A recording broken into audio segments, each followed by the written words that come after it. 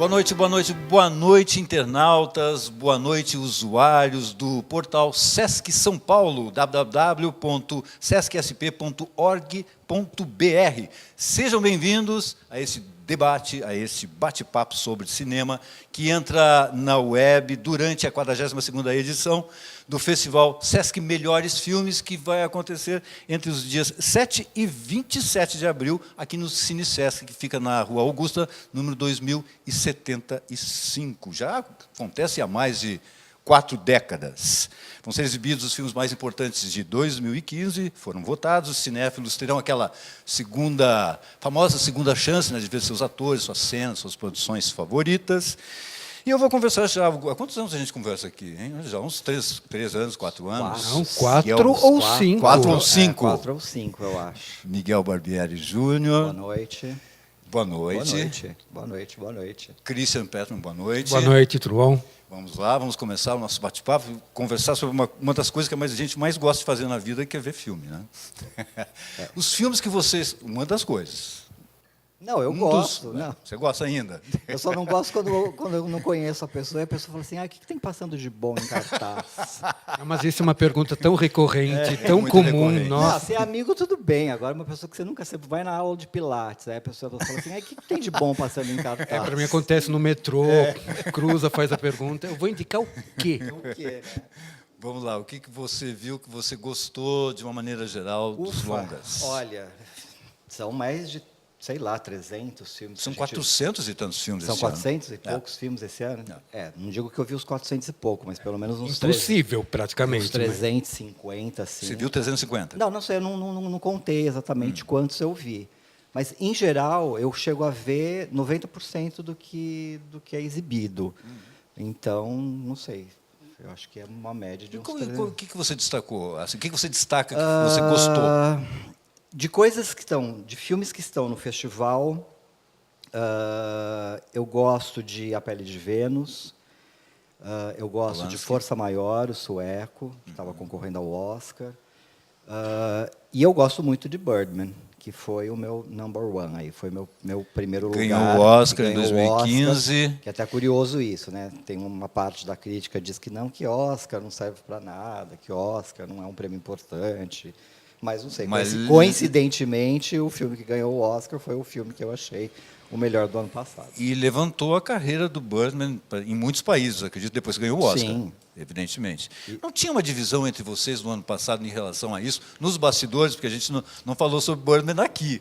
Porque o Birdman, no ano passado, a gente já tinha não visto. Tinha uma coisa assim de você, a gente ia voltar, gostou e o outro não gostou? Eu gosto do filme, apesar de um certo preciosismo, é que eu não gosto do Inhárrito. Eu não gosto nem um pouco do cineasta. É verdade, ok. E ele ganhou o Oscar de novo esse ano.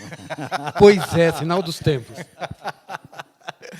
Christian, o que você gostou, de uma maneira geral, que você viu? Bom, entre os filmes que vão ser exibidos no festival, ainda pegando o gancho do Oscar, eu gosto muito do Whiplash, um filme que teve um preconceito por causa, talvez, dessa retranca Oscar, mas é muito bem escrito, muito bem decupado, 2 ótimos atores, é realmente em busca da perfeição. O Whiplash é muito interessante. Eu ainda destacaria 2 filmes do leste europeu, ou do outro lado, que seriam o russo Leviatã e o ucraniano A Gangue, que é muito interessante, todo narrado em sinal de surdos mudos, absolutamente sem fala, sem diálogo, sem palavra, e é precioso. Eu só lamento que, digamos, os 2 filmes que eu mais gostei, que eu votei, inclusive como filme e direção, não foi compactuado com o resto da crítica e o público. Quais são? Que é o mauritanês, da Mauritânia, o Timbuktu, que eu acho primoroso. E como diretor, eu coloquei para a iraniana, uma coprodução com os Estados Unidos, a Ana Lili Amirpour, pelo Garota Sombria Caminha pela Noite, que eu gosto demais. Esses 2 filmes, os meus preferidos, não estão na lista, mas só o Whiplash, Leviatã e A Gangue já é uma trinca de respeito. Eu posso falar dos que também não estão no festival, Pode que eu falar, mas gosto. assim, para as pessoas, pessoal, assim, e agora? Como é que eu vou fazer? Não tá, Timbuktu não está, mas nesses canais on demand tem. Sim. No Now, com certeza, deve ter o Timbuktu. Não, eu gosto de As Maravilhas, um filme italiano. Gosto de Uma Nova Amiga, francês. E gosto, estou com uma colinha aqui, viu? E gosto muito do Julgamento de Vianam Salem, que é um filme israelense, todo passado dentro de um tribunal, que eu acho muito interessante. Esse foi o meu segundo lugar, mas também acho que a crítica não viu. Um tópico que a gente sempre fala aqui também, e eu quero saber o que vocês vão falar neste ano aqui, que é a questão do 3D.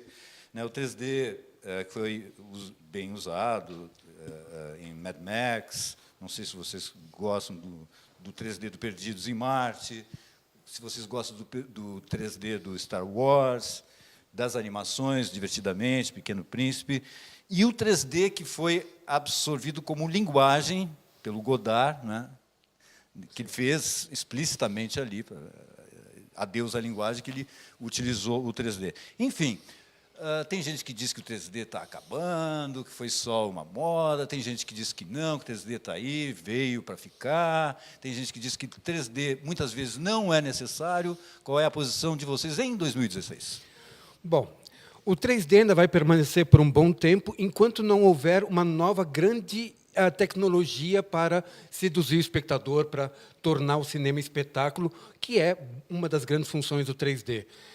Eu acho que, nessa terceira encarnação do 3D, que vem em ciclos de 30 em 30 anos, década de 50, década de 80 e depois a década de 2010, o 3D é reinventado, ainda permanecerá por muito tempo.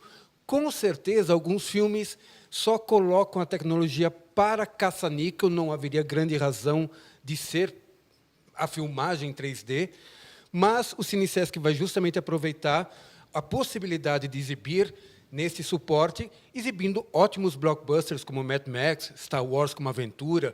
Divertidamente é impecável o trabalho do 3D, perfeito. A única coisa nessa seleção, e já foi mencionado, que eu colocaria como um porém na exploração como linguagem, primeiro, eu não sou fã nem de longe do Jean-Luc Godard, nunca fui, e o Adeus à Linguagem foi o único filme 3D que eu vi na minha vida que me deu muita dor de cabeça. A sobreposição dele de imagens em 3D criou uma visão turva, me incomodou tremendamente.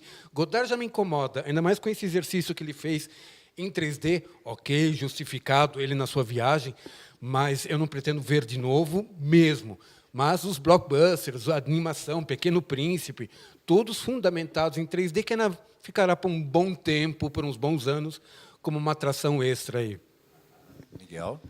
Não, eu concordo em parte com o Christian. Assim, acho que o 3D não tem mais essa coisa de que é moda ou não é moda. Eu acho que veio para ficar, só que eu acho que com uma intensidade um pouco menor ao longo dos anos. Assim. Então, acho que filmes que poderiam ser feitos em 3D, eles estão recuando e não estão fazendo, né? Mas acho que as animações vão continuar sendo feitas em 3D, Divertidamente, Pequeno Príncipe, né? Todas essas. E esses filmes de ação também. O que eu acho assim, é que eu não estou vendo grandes diferenças entre o 3D e o 2D. Assim, tanto que eu sou bem sincero quando me perguntam, vale a pena ver em 3D? Às vezes eu falo não. Nem Mad Max, assim, você achou legal? Talvez o Mad Max, o Perdido em Marte não, mas acho que o Mad Max, acho que sim. Acho que tem filmes assim que é aquela coisa, você tem que ver no cinema, né? Acho que independente de ser 3D ou não, né? Acho que tem que ser visto no cinema, né?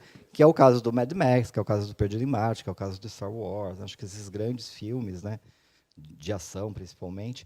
Agora, voltando a falar do Godard, eu discordo um pouquinho do Christian, no sentido de que também Godard não me atrai nem um pouco, e também o Adeus à Linguagem não me agradou, também não me agradou.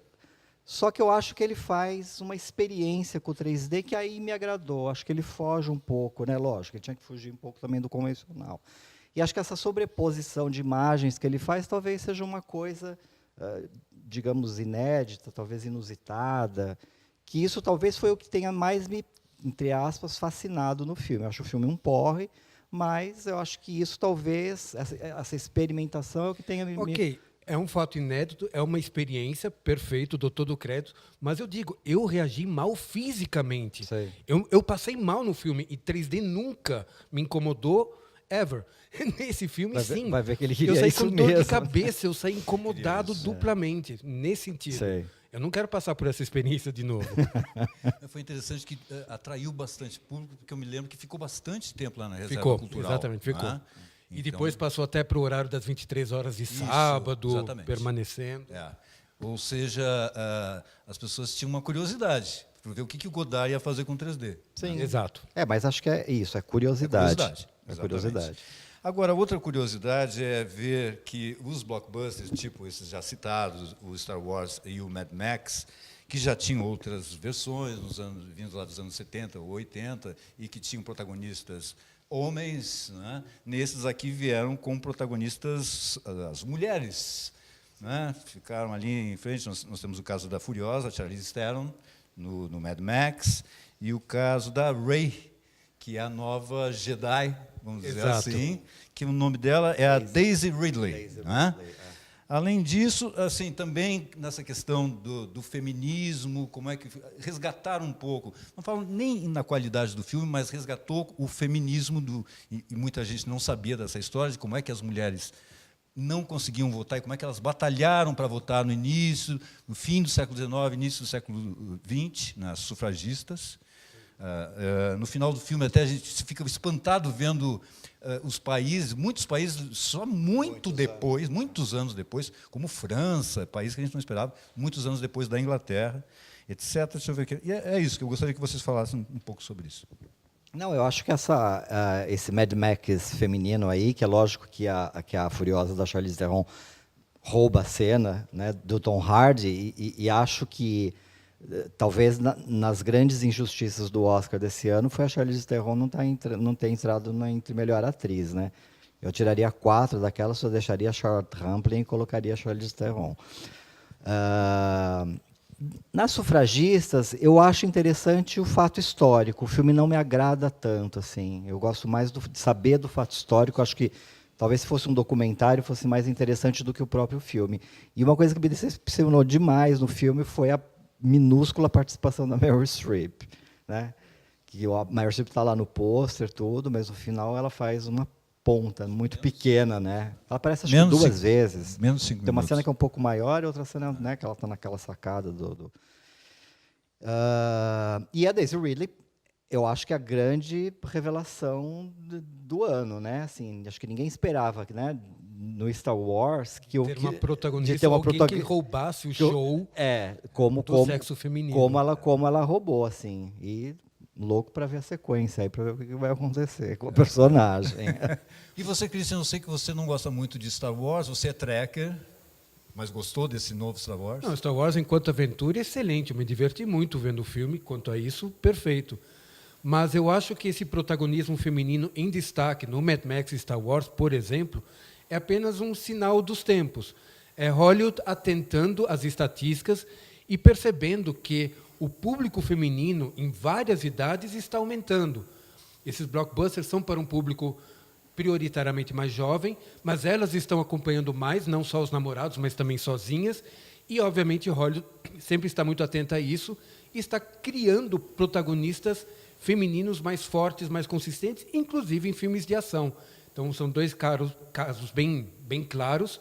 Eu mencionaria, por exemplo, outro que será exibido aqui, blockbuster de animação, o protagonismo feminino do Divertidamente, a alma, a cabeça, o interior da cabeça de uma garota em processo de maturidade, e como reflexo mesmo que Hollywood está atenta a outro tipo de espetáculo, outro tipo de público final. Mencionaria rapidamente Emily Blunt, por Sicário, que é um filme eminentemente masculino, como proposta, como personagem, como trama, e ela carrega nas costas de forma brilhante. Merecia estar, como o Miguel falou da Charlize Theron, eu acho que ela também mereceria super estar na corrida ao Oscar de melhor atriz por Sicário.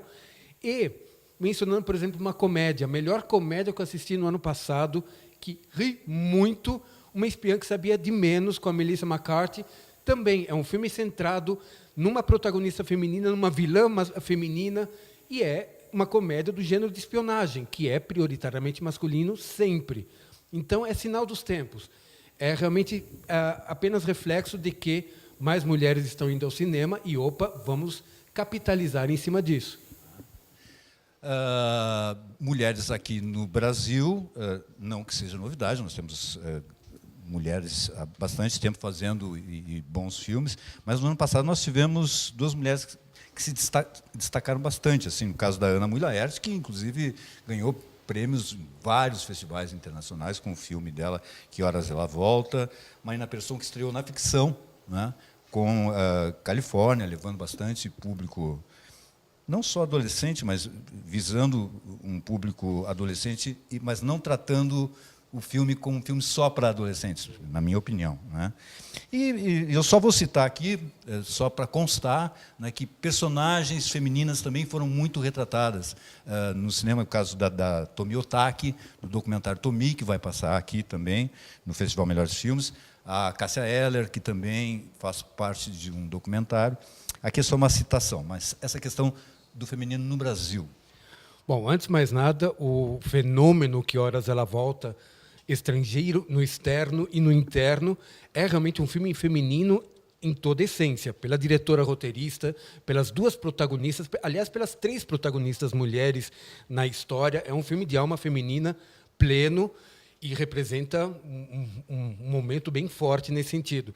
E o fato da Marina Persson ter estreado como diretora de ficção com um filme extremamente pessoal, extremamente reminiscente, quase autobiográfico, também com forte protagonista feminina.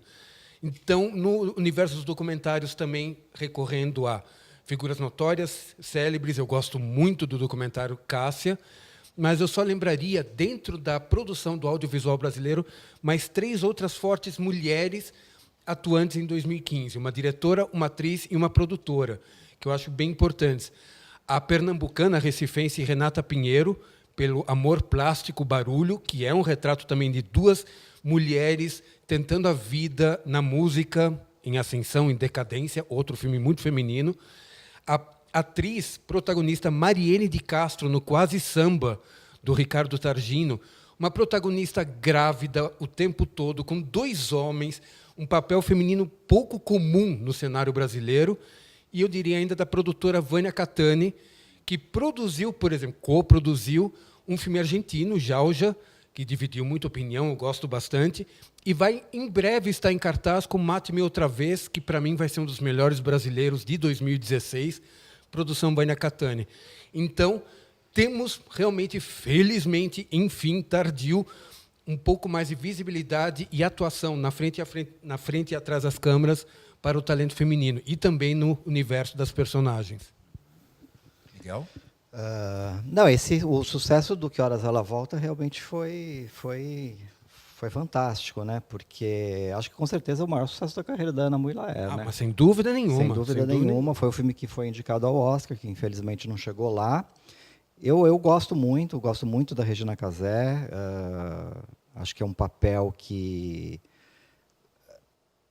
né, a gente não que a gente não esperava, né? É que a gente está acostumado a ver a Regina Casé fazendo Esquenta, e aí ela volta no cinema com essa força total, fazendo uma nordestina. Achei bem fora bacana. Fora da comédia, né? Rasgada, fora do humor. Ela tinha feito aquela coisa horrorosa antes, né? Que chamava Negócio da China. Negócio da China. Aquilo era ruim de doer, Negócio da China.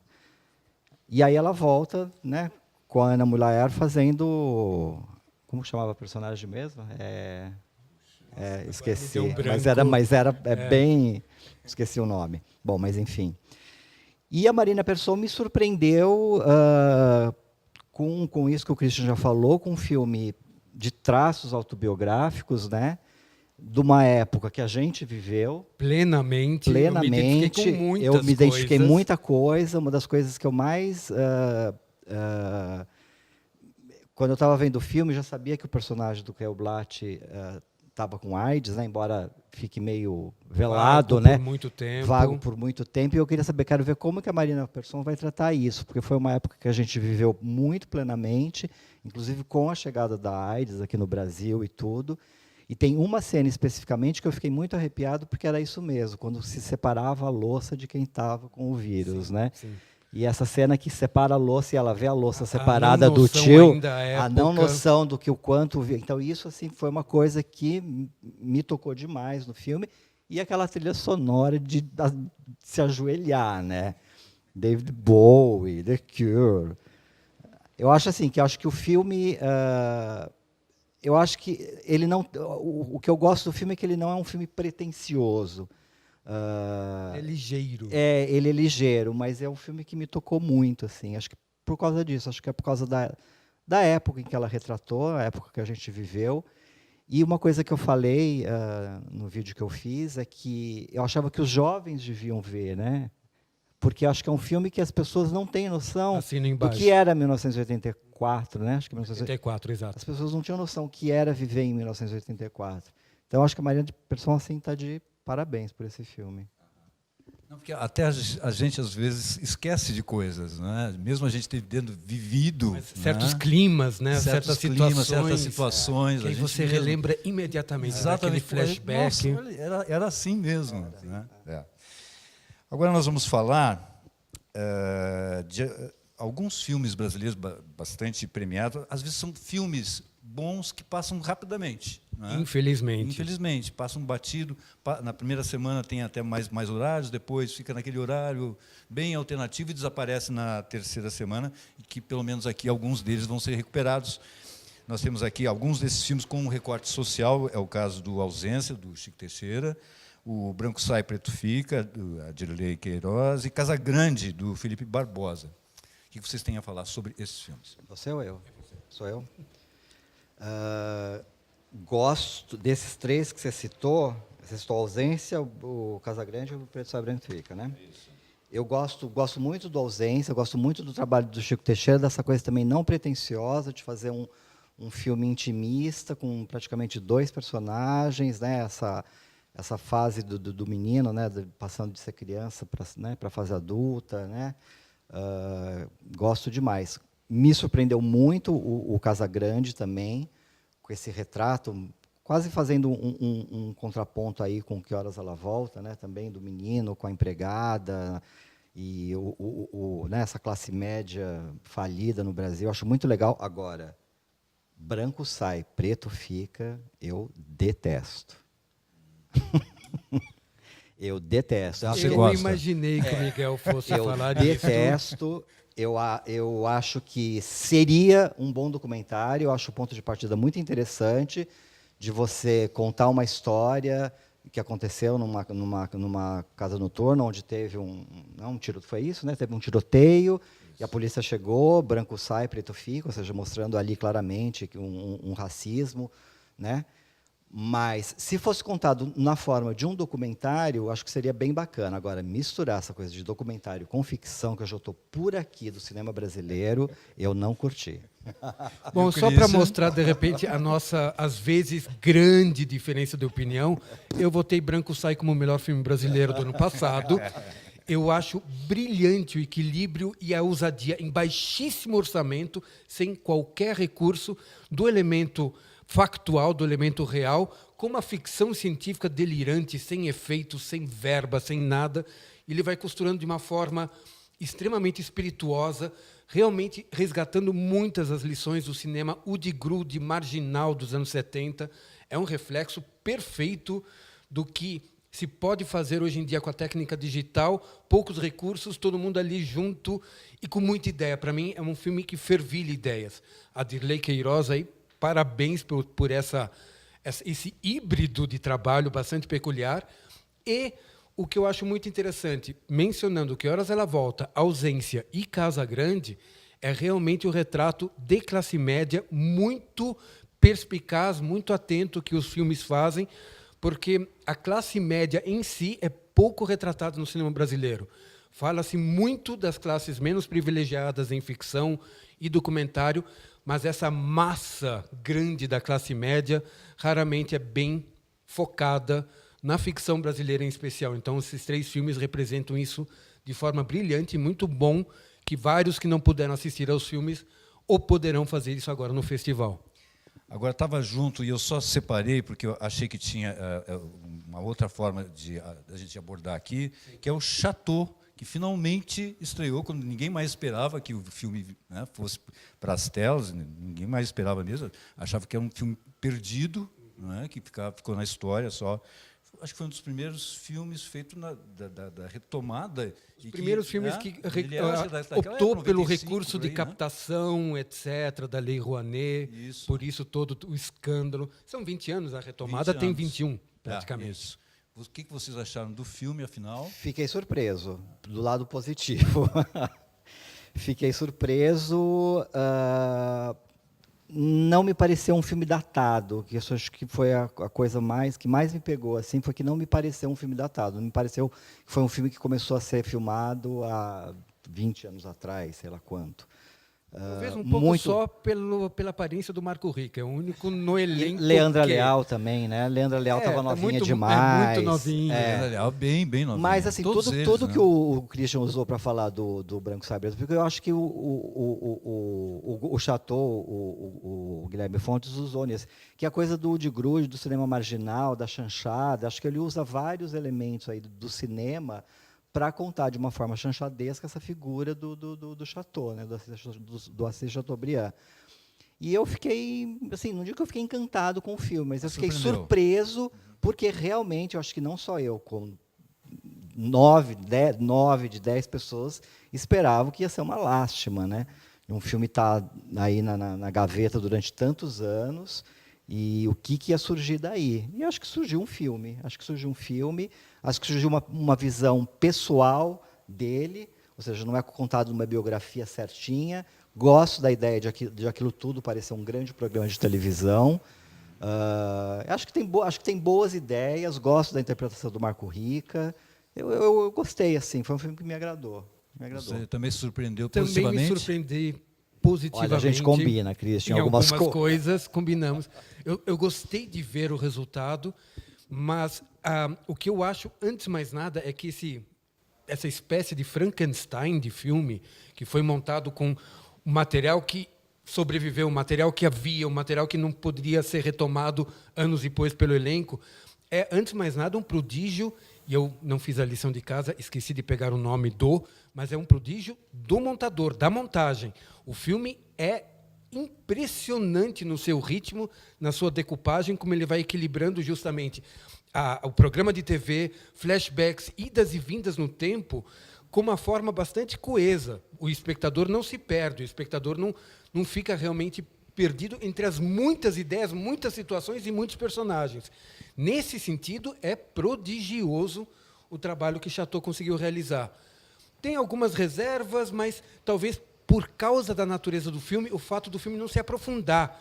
Nenhum personagem, nenhuma situação é realmente explorada até todo o seu potencial.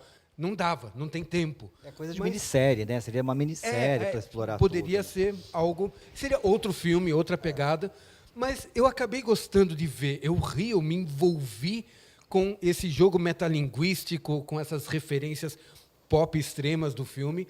Mas, antes de mais nada, depois eu verifico o nome que eu estou esquecendo. Parabéns à equipe de montagem do filme que fez algo coeso com o samba do crioulo doido. Bom, foram 400 e poucos filmes no total que foram lançados no ano passado. Brasileiros, pelo que eu vi na lista, 120. Por aí, cerca de 120. Quase 50, acho que 46, se não me engano, documentários. Né? Entre eles tem o Homo e a Gaivota, da Petra Costa, Chico Artista Brasileiro, do Miguel Faria Júnior, e a despedida do Eduardo Coutinho, não é? Com Últimas Conversas, que foi finalizado, na verdade, porque o filme ficou inacabado, foi finalizado pelo João Moreira Salles e pela montadora Jordana Berg.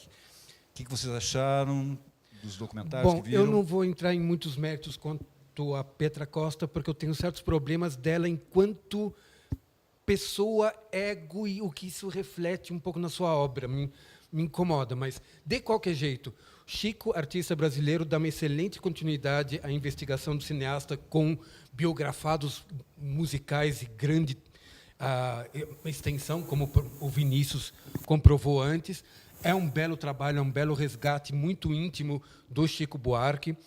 Últimas Conversas, eu acho que é um filme imprescindível para quem ama cinema, ama documentário, ama o pensar humano e o pensar brasileiro que o Eduardo Coutinho sempre praticou em toda a sua obra, em sua filmografia.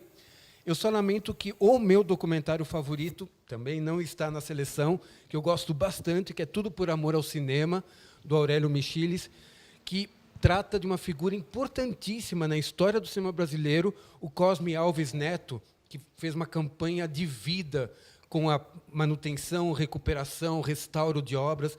Por 20 anos foi diretor da Cinemateca do MAN, no Rio de Janeiro, e tinha um desempenho importantíssimo para a cinefilia, para o pensar cinema como um todo. Pena que, como o filme foi pouco visto, não será possível para o público resgatar o Tudo por Amor ao Cinema. E eu só fugindo, não é exatamente fugindo da produção brasileira, é uma coprodução, será exibido, e também muito legal o trabalho O Sal da Terra, sobre Sebastião Salgado, a parceria do Wim Wenders com a família Salgado, também é um belo trabalho nesse universo. Miguel, seus documentários? Então, eu acho que o Cristiano falou de Cássia, né? Eu respondi sobre Cássia em outra pergunta, mas não falei então, agora. Então, vou falar de Cássia, Cássia Eller, uma cantora que eu gostava muito e que o documentário correspondeu à minha expectativa. Eu só acho que ele se alonga um pouco. Acho que ele tem ali, né, Christian? Não sei se você concorda. Não era necessário 120 minutos. Eu acho ele tirando ali uns 20 minutos. Acho que toda aquela... vou dar spoiler. Dar spoiler do documentário. Não, a parte que mostra para quem ficou o filho. Acho que é toda aquela parte final ali eu tiraria do filme. Assim, acho que terminando numa canção, acho que ficaria muito mais bonito. Mas, enfim, acho um documentário extremamente competente, assim, de uma figura extremamente popular aí da MPB, uma figura carismática que eu gostava demais. Eu gosto também, falando de pessoas, né, de documentário de pessoas, gosto que não está no festival. Não, deixa eu falar do Eduardo Coutinho, que vai estar no festival, que é melhor. Gosto muito do Últimas Conversas, aquele filme que você vê com um nó na garganta, de saber que foi o último trabalho do Coutinho, embora não tenha sido montado por ele, mas está ali a alma dele, a presença dele, e até a dúvida dele de saber se ia continuar com o documentário ou não. Isso foi, assim, muito emocionante de ver particularmente essa cena que foi colocada no filme. De que não está no festival, eu citaria Betinho, que acho muito bacana, o documentário que foi feito sobre o Betinho. Citaria Cidade de Deus, 10 anos depois, que acho bacana também, embora acho um filme pontual. É aquele filme assim, que demorou para ser lançado, né? Eu até comentei isso também na minha resenha, que tem um dos atores, que é aquele que vendia alguma coisa dentro do ônibus, ele foi preso aqui na Cracolândia, sei lá, 2 anos depois. Então, foi um documentário que devia ser lançado, né, no calor da hora no da calor filmagem. da hora da filmagem. Mas a gente sabe que, né, problema de distribuição é complicado, é outra história complicada aqui no Brasil. Gosto também muito de um documentário chamado Ivan, um documentário pequeno, muito pessoal também, desse senhor que volta para o seu país de origem com o diretor do filme. E um documentário que, pelo que eu fiquei sabendo, fez um boca a boca muito grande entre as pessoas que gostam de yoga, chamado Hermógenes. Eu não sabia quem era essa figura do Hermógenes, vinha saber pelo documentário, que foi um dos precursores da yoga aqui no Brasil. E isso, acho que no pessoal que curte yoga, ele acabou fazendo um boca a boca muito bom aí no cinema. Então, assim, de documentários, né, de pessoas, né, biográficos, eu acho que esses todos acho que ilustram bem o panorama aí do documentário no Brasil, do documentário brasileiro no ano passado. Quanto ao Homem e a Gaivota, ao contrário do Christian, assim, eu não tenho muitas reservas quanto a Petra Costa, porque eu gosto muito do Helena. Acho uma coisa pessoal dela, um documentário anterior dela. Porém, o Homem e a Gaivota, eu acho que ela meio que se perdeu ali na própria egocentria dela de fazer um documentário sobre um casal que vai ter um filho, nem são daqui, achei meio bobagem. É uma coprodução. Assim. Uma coprodução. Eu achei que tudo que ela tinha acertado no Helena, de ser autoral e tudo, acho que no Homem e a Gaivota, acho que ela não foi lá essas coisas, não. É isso. Alô, alô, internautas, vocês que estão no portal do Sesc São Paulo, www.sescsp.org.br, acompanhando essa conversa que a gente está tendo aqui sobre os melhores filmes de 2015 com o Christian Peterman e o Miguel Barbieri Júnior, já há 5 anos, que a gente já fez as contas aqui. Que a gente... foi 5 mesmo? Mas, foi 5 mesmo? Já arredondamos para 4 anos. 5. Os melhores filmes de 2015, como eu falei para vocês, alguns deles vão passar aqui na 42ª edição do Festival Sesc Melhores Filmes.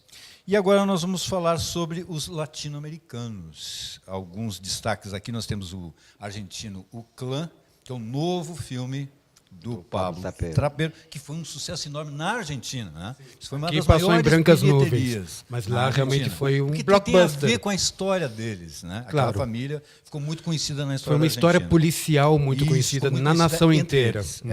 Mas também temos aqui um cubano, que é numa escola em Havana, temos 2 chilenos, o Clube. Gosto muito do Clube. Do Pablo Larraín, e Nostalgia da Luz, do Patrício Guzmán. Enfim, você começa? Sou eu que começo. Eu estava dando uma olhada aqui para ver se, fora isso, tinha alguma coisa assim que tivesse me atraído. Mas não sei se foi uma safra, se foi um ano fraco para o cinema latino-americano. Tirando assim, o Clã eu gosto muito, foi o candidato, né, do Oscar da Argentina. O Clube, que eu gosto mais ainda, foi o candidato do Chile, né?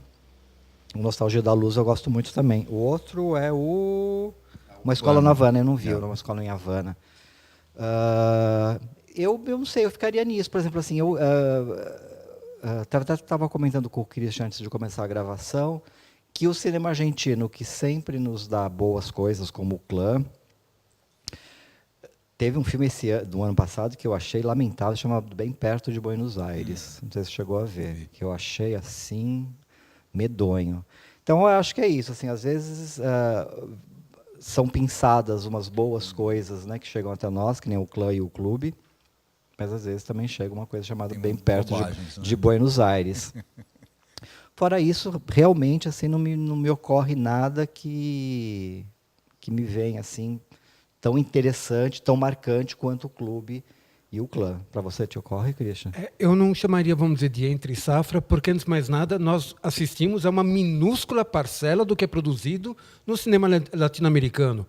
São poucos títulos lançados comercialmente por aqui, então não dá para ter uma amostra muito justa. Antes de mais nada, realmente chovendo no molhado, o Clã e o Clube são 2 retratos impiedosos sobre o lado negro da psique, da alma humana, fantásticos, como eles são extremamente sinceros, honestos, no retrato da maldade humana, no retrato dos não limites morais dos personagens, em especial o Clube, que é primoroso. São 2 filmes realmente muito fortes. Vou aproveitar o festival para assistir Numa Escola em Havana, que eu também não vi. E o Nostalgia da Luz é um caso do tipo, antes tarde do quê? Porque o filme é de 2012 e foi lançado aqui em 2015. Ou seja, antes tarde do quê? Porque é um híbrido, digamos, também, prioritariamente documental, mas a costura que ele faz entre astronomia e ditadura militar e reminiscências da ditadura no Chile é muito interessante. O exercício do Patrício Guzmán, com fotografia, com personagens, com depoimentos que de início você não imagina como vão ser costurados, é bem interessante, um filme obrigatório, antes tarde do quê? E eu só incluiria, já mencionado, sei que o Miguel não gosta do filme, mas eu acho um exercício fantástico na linguagem do Lisandro Alonso, do grande cineasta autoral argentino, que é o Jauja, um filme tarkovskiano muito interessante, com coprodução e projeto totalmente envolvido pelo Viggo Mortensen, protagonista, autor das 2 únicas músicas que tocam no filme. É um filme lento, é um filme contemplativo, mas é uma produção para quem gosta de cinema com escrita, com cinema quase metafísico em suas imagens. Tarkovsky puro. Eu ainda mencionaria a Jauja, coprodução Brasil com a Vânia Catani. Muito bem, vamos agora para as atrizes. Aqui é difícil, porque tem ótimas atuações, né? Já começando pela Charlotte Rampling, o que ela ali, na minha opinião, é um exercício, um ensinamento de como pode ser uma grande atriz, não sendo sem precisar de overacting, né? Fazendo o mínimo, expressando o máximo. O menos é mais, menos né? é mais. No filme 45 anos, entrou no Oscar 45 anos? Ela foi indicada. Foi indicada a Foi o que melhor eu falei, atriz. eu tiraria as outras 4 e deixaria só a É Charlotte verdade. Rampling. A Emmanuelle Seiner, pela Pele de Vênus, do Polanski. E a ganhadora dos 7 melhores filmes do ano passado, Marion Cotillard, em 2 Dias e uma Noite. Tem um filme que a Simone me chamou a atenção. Simone Yunes, que é aqui do Cine Sesc, disse: você tem que vir aqui e assistir a um filme chamado Party Girl. Aí eu vim, assisti e adorei. Não sei o que vocês acharam também. E essa atriz é incrível. É a história dela mesma, né? E a família, os filhos que Realizaram o filme, contando um pouco da história da mãe. Ou seja, tudo me pareceu muito incrível. Eu gostei. Agora eu gostaria de saber da opinião de vocês. Regina Casé a gente já falou aqui, né? Sim. Bom, antes de mais nada, eu sou fã, confesso, desde os anos 70, da Charlotte Rampling, e realmente é um dos trabalhos mais preciosos que ela nos entregou nesse registro do o quanto, no menos, ela conseguiu criar uma dimensão humana fantástica para os 45 anos. E o Party Girl, que foi um lançamento exclusivo aqui do Cine Sesc, até tive uma atividade aqui no Cine Sesc com um público que se espantou um pouco com a ousadia moral, sexual dessa protagonista, Angelique Litzenberger. É obrigatório, pela personagem feminina, pela forma como o filme mistura também o factual numa recriação narrativa, digamos. Mas eu ainda destacaria outras ausências femininas no universo internacional, rapidamente. A atriz alemã Nina Hoss, em Phoenix. Ela é a alma do filme alemão Phoenix, do Christian Petzold. Já falei da Emily Blunt, em Sicário, que carrega um filme masculino nas costas. E 2 filmes que eu gosto muito, infelizmente não na seleção.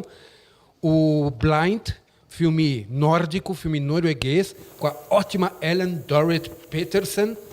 E o filme búlgaro, A Lição, em que uma protagonista também fortíssima, professora, com um grande dilema moral, interpretada por Margita Gotcheva. São interpretações femininas fortíssimas nesse ano. Mas só de ter Charlotte e Angelique Litzenberger na seleção já tem aí uma boa representatividade. Miguel, suas atrizes? Charlotte Rampling, com certeza. Foi o que eu falei. Acho perdeu o Oscar, né? Mas paciência.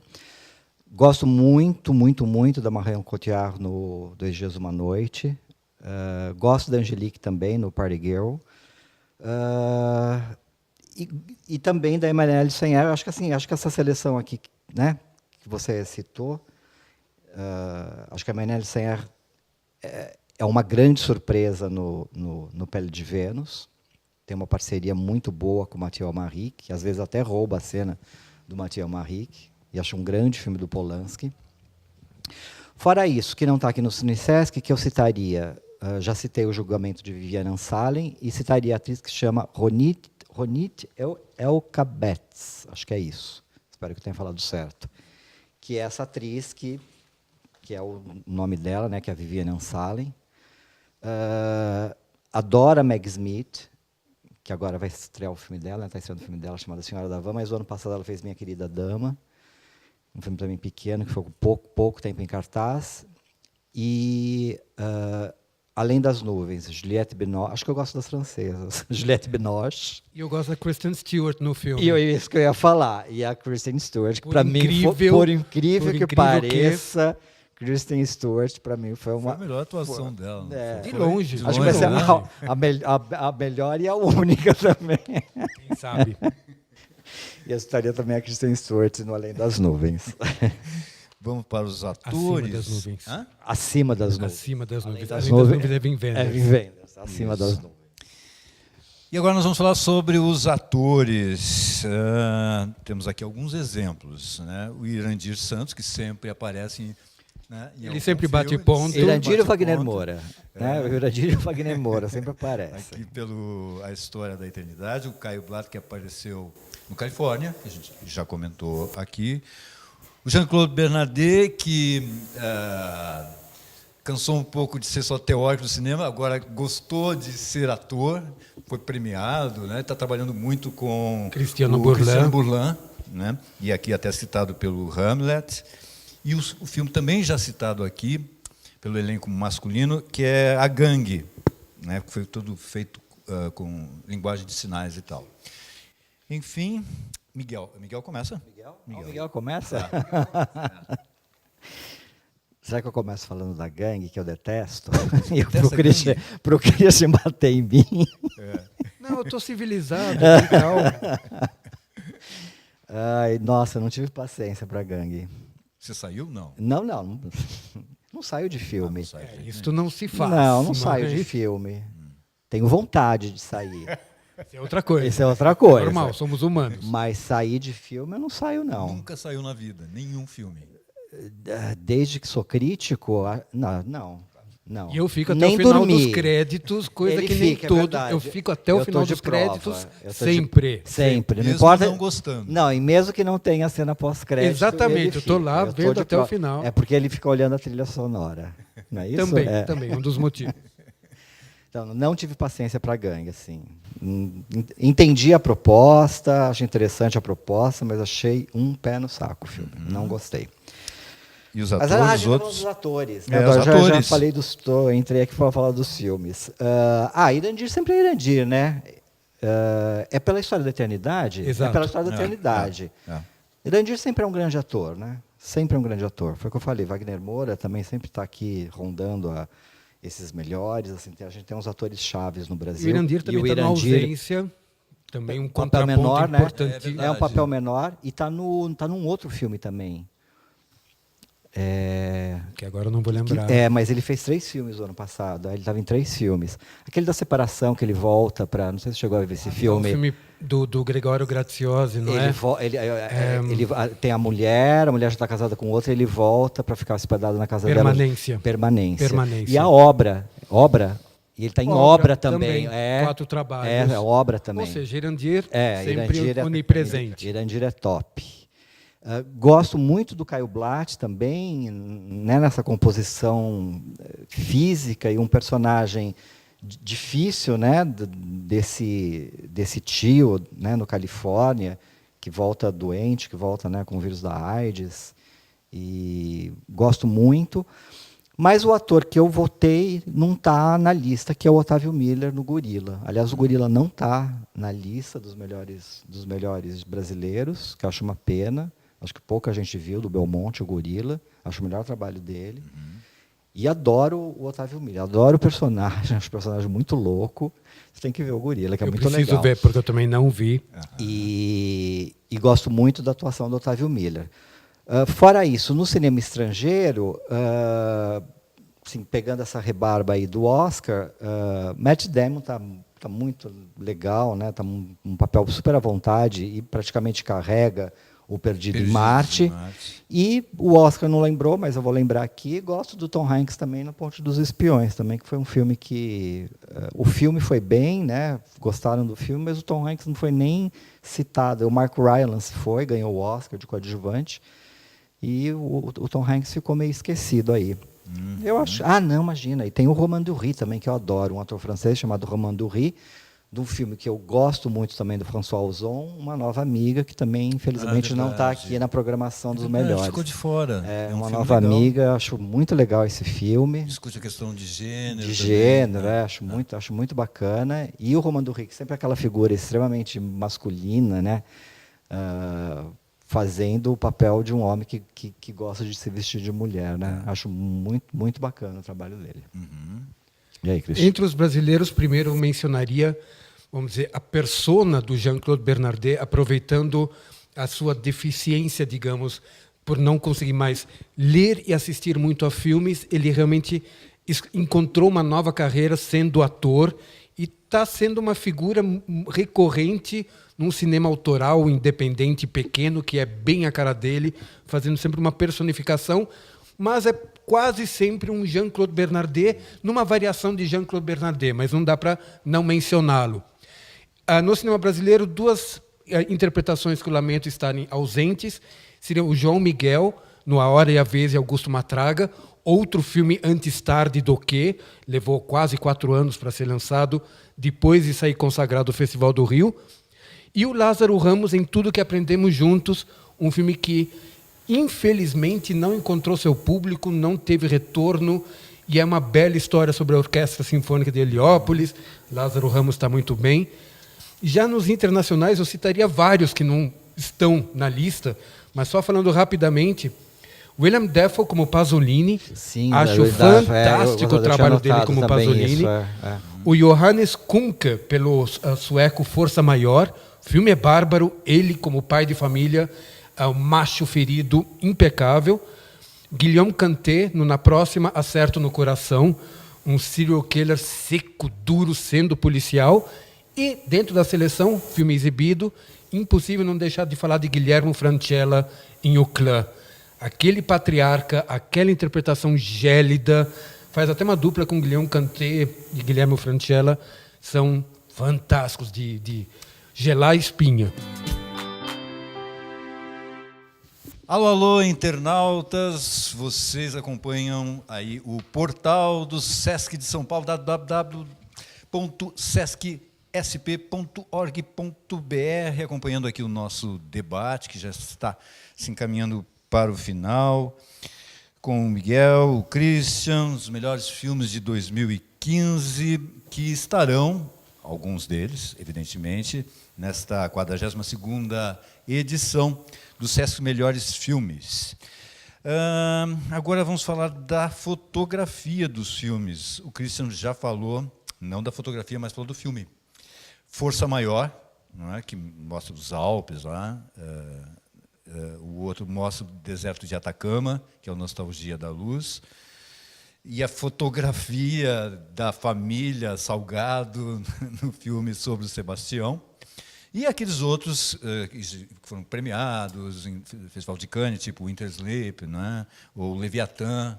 Enfim, quem é que começa? É o Christian. Comigo mesmo. Isso. Bom, os já mencionados Nostalgia da Luz e O Sal da Terra são trabalhos impecáveis.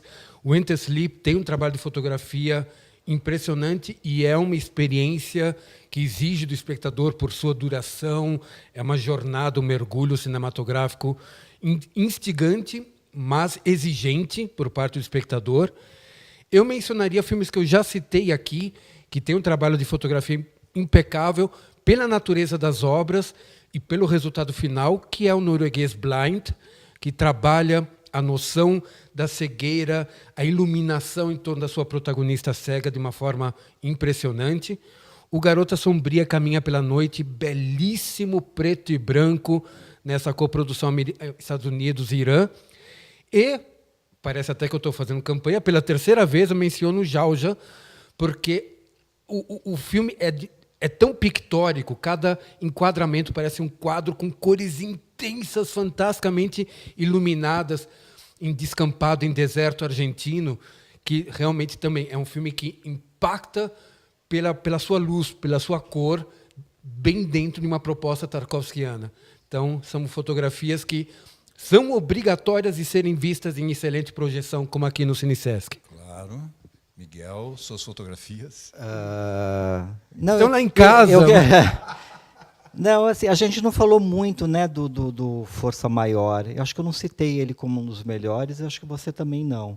Então, assim, independente da fotografia, que assim, eu acho que é um complemento do filme, e um filme que vai passar, eu acho um filme obrigatório para discutir esse papel do homem dentro do clã familiar. Acho um filme muito, muito, muito interessante. Filme sueco muito bacana do ano passado. Winter Sleep, também concordo com o Christian, exige do espectador, porque tem 3 horas de duração, mas eu acho magnífico também, um trabalho do diretor turco, que ganhou o Festival de Cannes, acho sensacional. Leviatã, também acho bacana, mas eu fico igual o Oscar. Eu acho que Emmanuel Lubezki, que esse ano ganhou o seu 3º Oscar consecutivo, acho a fotografia do Birdman sensacional, assim, aquela câmera perseguindo os personagens, naqueles planos sequências que você não sabe aonde termina, eu acho fabuloso, assim, acho formidável. E acho que, com certeza, acho que foi em quem eu votei aqui no Cine Sesc. Na fotografia não teve estrangeiro, só teve brasileiro. Só brasileiro. Brasileiro, estrangeiro não teve. Mas se tivesse, eu votaria nele. Bom, para fechar essa nossa conversa... Deixa eu só fazer uma... favor. Eu tinha até anotado aqui... À vontade. Que aí é uma coisa de mistura de fotografia e também de latino-americano, que eu tinha esquecido, mas eu lembrei, que é o A Terra e a Sombra. Ah, sim, com certeza. Que é um filme colombiano, né? Colombiano, que tem uma belíssima fotografia, extremamente difícil de fotografar, né? Aquela fumaça, né? E é um bom representante do cinema latino-americano que eu, pelo menos, deixei passar. O novo cinema colombiano, que é o queridinho da vez no cenário latino-americano. Eu deixei passar, mas ainda bem que eu me lembrei dele. O diretor esteve aqui na mostra. Sim, o diretor esteve na mostra. Boa lembrança. Boa lembrança. Pode continuar, Cunha. Boa lembrança. É que, bom, para fechar a nossa conversa, a gente quer comentar aqui que esse é o primeiro ano que o público vai assistir com exclusividade o filme que é mostrado para os convidados, né? Porque no dia 6 é só para convidados, mas o mesmo filme que vai ser mostrado para os convidados também vai ser mostrado para o público durante uma semana, com um horário específico. Aí vocês procuram no site do Cine Sesc, que é o documentário Yorimatan, que é do Rafael Saar, que tem uma contribuição assim, em vários documentários, acho que aquele do Olho Nu, que se chama, né? Do Ney Mato Grosso, é no Olho Nu. Olho Nu, exato. Ele fez uma participação, fez um levantamento, etc. e tal. Eu acho que esse é o primeiro documentário que ele assina como diretor. Direção longa, sim, com toda certeza. Sobre... dupla Luli e Lucina. Luli e Lucina, que nos anos 70 fizeram um triângulo amoroso. Né? Um núcleo familiar diferente, Isso. aberto, liberal, numa época que tinha a revolução sexual, e que isso não era naturalmente aceito até hoje, aliás. Mas que teve uma experiência de família e de música muito legal. Exatamente. Então, esse filme vocês poderão assistir aqui no Cine Sesc. Além disso, o festival também vai exibir filmes que foram premiados em outras edições, isso é muito legal. Filmes como Adeus Meninos, do Louis Malle, Gritos e Sussurros, do Bergman, Pai Patrão, dos Taviani, Ligações Perigosas, do Stephen Frears, O Império dos Sentidos, que é do Nagisa Oshima, que eu acho que ninguém... Vocês viram no cinema? Eu vi quando foi lançado no início dos anos 80, no Cine Aroche, 83, 84, pouco depois da liberação. Eu acho que eu vi em DVD. Eu não me lembro. Eu me lembro muito bem da sessão. Muitos anos que não aparece numa tela. Mas com certeza, em tela, há anos ou talvez até décadas, o filme não passa. Claro. Então, vocês poderiam comentar a respeito de passar também esses filmes e alguma citação em especial sobre esses clássicos aqui que vão passar de novo? Sou eu ou você? Você. Eu? Quem pergunta? Miguel. Eu torço muito para que dê certo de público, né? Porque eu acho que há uma certa... é à meia-noite? É meia-noite que esses filmes vão passar. Eu torço muito para que dê certo, porque, embora eu tenha certeza, não é nem acho, tenho a certeza que São Paulo tem uma das filmografias, né, assim, né, um circuito de exibição dos mais diversos do mundo. Você encontra filme, né? Aqui a gente tem uma noção, né? É filme colombiano, universalidade, né? Filme colombiano, é filme sueco, é filme francês, é filme japonês, é filme chinês. A gente não pode reclamar, porque a gente realmente não pode reclamar. Mas eu sinto falta, por exemplo, que em Paris você tem pelo menos alguns cinemas que tem lá uma sessãozinha de um clássico, né? Que está há anos em cartaz ou que tem uma reprise. Então, assim, né, já tivemos exemplos aqui, né, da sessão clássica, trazendo La Dolce Vita e outros filmes aí. Espero que as pessoas compareçam aqui no Cine Sesc à meia-noite para ver essas obras-primas. Assim, eu ficaria em dúvida qual que eu gosto mais. Assim, adoro Adeus Meninos, Ligações Perigosas faz muitos anos que eu vi, né? Acho que... É um filme que eu não revisitei. Eu não revisitei também. O Gritos e Sussurros eu revi em DVD. Não faz muito tempo. O Império dos Sentidos, putz, esse faz muito tempo. E Pai Patrão, também faz muitos anos que eu não vejo. Nossa, dá vontade de rever todos.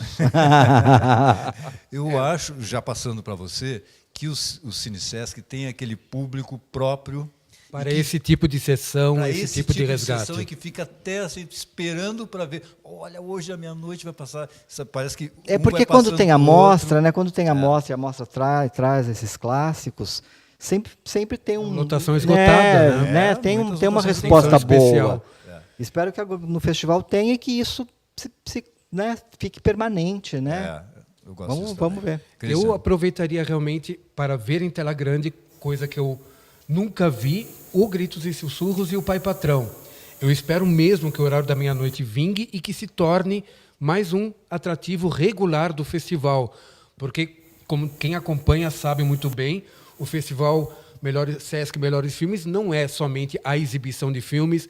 Temos Cinema da Vela, temos curso correspondente, temos debates, temos atividade no Cineclubinho, temos todo um entorno com o festival. E esse acréscimo seria perfeito para deixar ainda mais tridimensional a atração cinematográfica como um todo. O resgate de alguns títulos em ótima projeção, no escurinho do cinema, à meia-noite, ou testando, de repente, ano que vem outro horário, não sei. Mas eu acho imprescindível para criar uma cara ainda mais interessante, ainda mais fazendo esse resgate. São filmes que ganharam outras edições do Festival Sesc. Então, eu pretendo, pelo menos, pegar a fila aqui para o Gritos e Sussurros e Pai Patrão, vê-los em cinema, coisa que eu nunca fiz, nunca tive o deleite de fazer, de ter esse prazer cinéfilo, mas espero que a ideia vingue. É uma ótima ideia, uma ótima iniciativa. Eu também pretendo vir, porque eu sou notívago, eu gosto. Eu fico com inveja dos argentinos, porque lá em Buenos Aires, eles têm sessões não só à meia-noite, mas, não sei se vocês já prestaram atenção, tem sessões nessas de fim de semana, trasnoite, que eles chamam, sessões trasnoite, que começam 1 hora ou 1h30, às vezes até 2 horas. E aqui tem público. O noitão é exceção. Uma programação vez por mês também. Lá é todo final de mês, semana. né? Tá. Às vezes quinta, sexta e sábado tem essas sessões e com público. Sessão muito maldita, chamava Sessão Maldita, né? É só adquirir o hábito do nosso espectador, do nosso cinéfilo. Eu acho que São Paulo tem muito potencial para isso, para explorar com certeza. a madrugada também com o cinema. Claro. Bom, amigos internautas, nós vamos ficando por aqui.